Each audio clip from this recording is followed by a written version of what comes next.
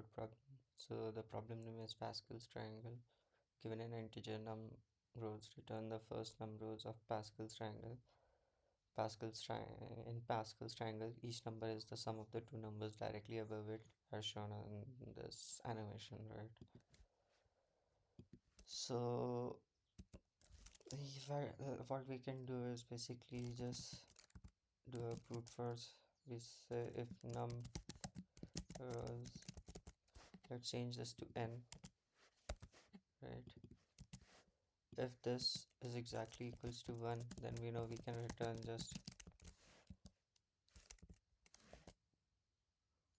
right. Then we say if n exactly equals to 2, right? We know we can return 1 and then 1 comma 1, right? Then there's the last case where n is greater than or equals to 3, right? So in that case, we just take each consecutive sum 1 plus 1 to put that between 1 and 1, and then we can return. So let's have a result array which we can initialize to be 1 and then 1 comma 1, right? And then we say while length of res is less than the number n that we want, right? We can keep on doing this thing that we take a new row which we initialize to be just have one, this corner one.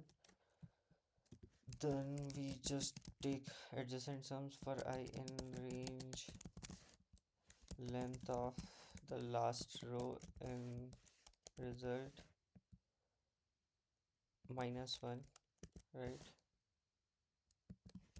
Then we say n row dot append res minus 1 I plus res minus 1 I plus 1, right? And then once we have done all the adjacent sums, we just have to append one more 1, right? And we say result dot append new row, right? Now once we have done this and broken out of while loop, then we can just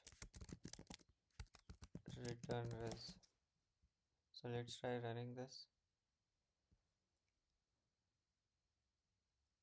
So as you can see, we are passing the sample test cases. So let's submit the solution.